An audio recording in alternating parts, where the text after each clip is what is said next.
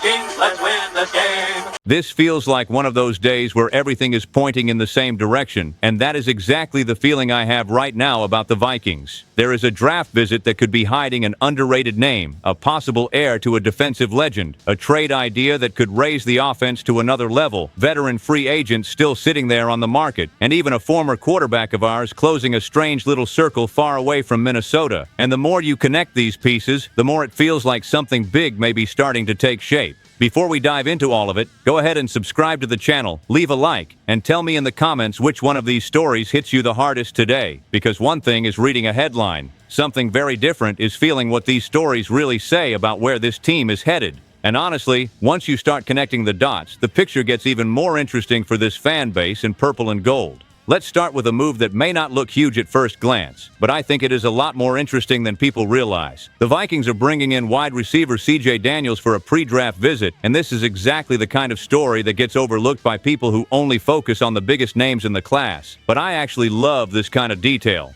Because when a team like Minnesota takes time to bring in a player like this and really get to know him, it is usually not random. Daniels is being talked about as a possible day 3 sleeper, and when you look at his profile, you can see why. He had 50 catches, 557 receiving yards, and 7 touchdowns at Miami after a long college path that also took him through Liberty and LSU. Over the course of his college career, he piled up nearly 200 receptions and close to 3,000 receiving yards. That is not empty production. That is a real body of work that shows experience, adaptability, and most of all, a real ability to attack the football in the air. What stands out the most is not overwhelming explosiveness or flashy first-round buzz. It is how naturally he catches the ball. Some receivers look like they are fighting it. Daniels does not. Based on the evaluations that are out there, he knows how to create a window, adjust his body, and compete through contested catches. To me, that alone puts him on the radar for any team looking for smart depth. And let's be honest here, the Vikings wide receiver room really does need more bodies. Justin Jefferson and Jordan Addison are a very strong duo. Nobody is arguing that. The problem starts when you look behind them. Jalen Naylor is gone. Adam Thielen did not finish 2025 with the team and then retired. Then you get into a situation where Ty Felton, after very limited production last year, looks like the WR3 on paper. After that, you're looking at a bunch of offseason names trying to prove they deserve a spot. That is competition, sure, but it is also a very clear sign that there is not enough security there. That is why this C.J. Daniels visit makes so much sense. Not because he would come in and steal the spotlight from the top guys. Nothing like that, but because he fits the idea of a functional, affordable addition with a real chance to surprise people. A team that wants to contend does not survive on stars alone. It also survives by hitting on exactly this kind of late-round bet. And Minnesota has multiple day 3 picks. That opens the door perfectly for a move like this. Now I want to hear from you. If the Vikings wait until the late rounds to take a receiver, would you be willing to bet on a lesser-known name with reliable hands? Because when I look at this, I see planning. And when the conversation turns to planning, the next story touches on something even bigger. The future after Harrison Smith may already be starting to take shape. Now the conversation jumps to another level, because when Harrison Smith's name gets brought into it, every Vikings fan pays attention immediately. According to the latest reporting, Minnesota has strong interest in Oregon safety Dylan Thieneman, and there are people around the league treating him like a near-perfect future replacement for Harrison. That alone is enough to get the fan base thinking. Let's slow down for a second and recognize the weight of that. Harrison Smith is not just another veteran. He is defensive identity. He is recognition, leadership, versatility, and presence. He is one of those players who helped define an entire era in Minnesota. So when somebody uses a phrase like seamless replacement, we are not talking about some random lazy comparison. We are talking about a player who, at least on paper, offers enough intelligence, discipline, and tactical flexibility to keep a certain style of football alive. Thieneman has been linked to the Vikings for a while, but now the conversation feels different. The idea that the front office may actually view him as a future successor changes the tone. This is not just outside speculation anymore. There may be real internal vision behind it. And if that is true, I completely get it. His profile feels like exactly the kind of player Brian Flores would want. A safety who reads the offense, adjusts the alignment before the snap, moves well between roles, and helps keep the defense multiple. That matters for a very simple reason. Even if Harrison comes back, he is not going to play forever. And even with Josh Metellus and Theo Jackson on the roster, there is still room to think seriously about the next cycle. Honestly, there is urgency to it. Teams that stay strong for years do not wait for the legend to leave before they start looking for the next guy. They get ahead of it. They prepare the transition. And to be honest with you, I would much rather see the Vikings act early than get caught flat-footed when that moment comes. There is another part of this that stands out to me. The reporting says Minnesota may be prioritizing players with strong college production instead of betting only on raw traits or upside on day two. I love hearing that, because this team needs to hit at a better rate in that range. And productive, smart, versatile players tend to lower the risk. They do not always become stars, but they often become really good football players. If Thieneman is there at the right time, I can absolutely see the value.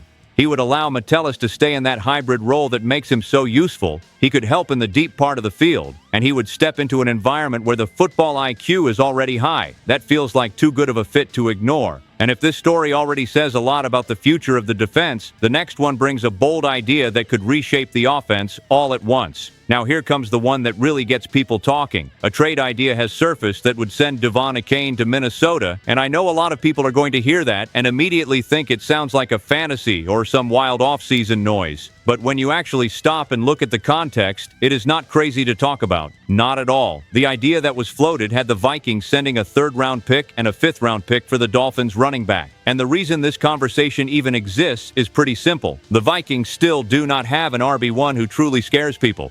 Aaron Jones is still a useful, smart, experienced player, but he is also at that point in his career where questions about wear and durability show up every single week. Jordan Mason helps, but he does not arrive with that same feeling of being the guy who changes the whole shape of an offense. Then you look at a chain and you understand the fascination. He ran for 1,350 yards, averaged 5.7 yards per carry, scored 8 rushing touchdowns, and then added 67 catches for almost 500 receiving yards. That is not just production. That is full offensive impact. That is the kind of running back who stresses a defense in every direction, between the tackles, on the edge, out of the backfield, in open space. A player like that changes play calling, changes coverage, and changes how the opponent has to prepare. And I will tell you exactly what I think. If the Dolphins are really moving towards some kind of fire sale, Minnesota has an obligation to at least make the call, because an offense with Justin Jefferson, Jordan Addison, TJ Hawkinson, and a back like a Kane would be so much more dangerous, so much more. And that would help the quarterback too, whoever ends up winning that job. An explosive run game and a check down that can turn into a touchdown at any moment makes life easier for any offense. Of course, the contract matters. A chain would need an extension, so the total cost would not just be picks, it would be money too. That part matters. You cannot treat this like a video game, but that is exactly what makes the discussion interesting. It forces you to ask how far the Vikings are willing to go if they want a real jump in offensive ceiling instead of just patching the position. At the same time, Jadarian Price from Notre Dame also came up as someone who would be open to Minnesota. That is the other path. Cheaper, younger, and much more dependent on development. He would not bring a Chaney's immediate impact, but he would bring fresh legs, explosiveness, and upside. So the franchise is facing two very clear questions. Do they want a proven name who changes the unit right now, or do they want to use the draft and build that answer more gradually? Tell me this, would you send those picks for a chain, or would you save everything for the draft? Because your answer says a lot about what kind of team you believe the Vikings should be in 2026. And speaking of answers outside the draft, the next story shows there may still be real help waiting on the market after the picks are made. The draft is not going to solve everything. That is a truth every fan has to accept early, because this time of year people sometimes start acting like 7 or 8 picks are enough to fix an entire roster. They are not, and the Vikings seem to know that. That is why there is already talk about possible veteran additions after the draft depending on how the board falls. And I like that mindset. I really do, because it shows a team leaving the door open for smart adjustments. One of the names mentioned was Jauan Jennings, and that is the kind of fit that makes sense when you focus on the role instead of the status. Jennings would not need to come to Minnesota as the savior of the receiver room. He would come in as a tough, reliable, physical target behind Jefferson, Addison, and Hawkinson, and that matters. Sometimes what an offense needs is not another star. Sometimes it needs a guy who can convert on third down, work the middle of the field, and do the dirty work that keeps drives alive. What is interesting is that he is still unsigned even after strong recent production. That could mean the price is too high. It could mean the market is skeptical. It could mean the league sees a lower ceiling than the numbers suggest. But that is exactly where the opportunity shows up for a team like the Vikings. If the draft does not deliver receiver depth the way they want, a veteran like Jennings could fill that gap without demanding a starring role. And in Minnesota, he would have a chance to rebuild value while playing around real talent. Another interesting name is Ethan Posich because the center spot on the offensive line still brings questions. Blake Brandel has emerged as a possibility and showed growth during part of the stretch when he filled in for Ryan Kelly. That matters. But one thing is surviving in a short stretch. Another thing entirely is going into a full season carrying that responsibility from day one. If Kevin O'Connell wants real competition there, bringing in a veteran like Posich would make total sense. He is not perfect. There are durability concerns. There are limitations. But he is experienced and has seen a lot in this league. For a team that wants stability in front of a quarterback who may still be settling in, that matters. Sometimes a move like that does not win a huge headline, but it quietly prevents a disaster in September and October. And that, my friend, is worth a lot. Then there is DJ Reader, and that name really grabs me. If the defensive line lost veteran presence, somebody has to bring that sense of stability back in the middle.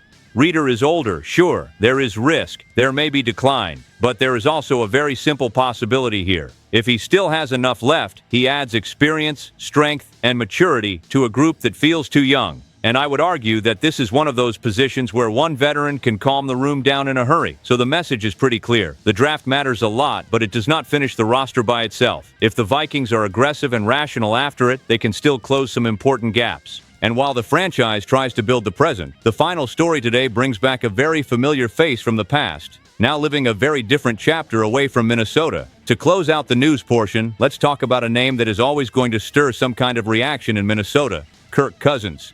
Now officially tied to the Raiders, he gave a curious nod to his past by reclaiming number 8, the same number he wore with the Vikings and the one that became closely associated with his time here. It may sound like a small detail, but in football, those small visuals often carry more emotional weight than people think. His move to Las Vegas on its own is already interesting. It is a pairing that a lot of people probably would not have imagined a few years ago. Cousins built a very specific image over the course of his career, and seeing him now in another uniform, in another setting, at another stage of life creates that unavoidable feeling that time has passed. And it passed fast. The guy who spent so long at the center of every debate in Minnesota is now starting a chapter that, in practical terms, feels much shorter and more conditional than the total contract number makes it sound. Because that is another important piece of this. The deal may sound huge on paper, but the actual structure tells a much more cautious story. There is full guarantee for this season, and after that there are options, possibilities, and different directions that still depend on performance, planning, and what the franchise wants to do. In other words, this is not some blind long-term commitment. It feels more like a calculated attempt to squeeze whatever is left out of a veteran quarterback who still keeps stacking money and relevance in this league.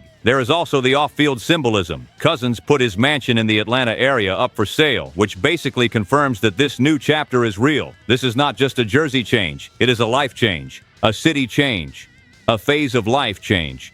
And I think it is impossible to look at that without remembering everything he represented in Minnesota, for better and for worse. Because that is the truth about Kirk. He was never unanimous. Never. But he was also never forgettable. There were frustrating moments. There were big games that reignited every argument. There were fair criticisms and exaggerated ones. But there was also production, leadership in certain spots, and that constant feeling that the team was always trying to figure out just how far it could go with him. So seeing Cousins now reclaim number 8 somewhere else almost feels like a circle closing. Not our circle, because the Vikings have already moved on, but his, absolutely. At the end of the day, this story does not directly change Minnesota's future, but it does help measure how much the franchise has changed. The conversation now is different. The focus is different. The urgency is different. And to me, that is the most interesting part. Because when even the memory of the old quarterback mainly serves to highlight how much the team needs to accelerate its current project, you realize this organization really is entering a decisive phase. And that is exactly what ties all of today's stories together. At the end of all this, what these stories really show is a team trying to balance urgency and long-term vision at the same time.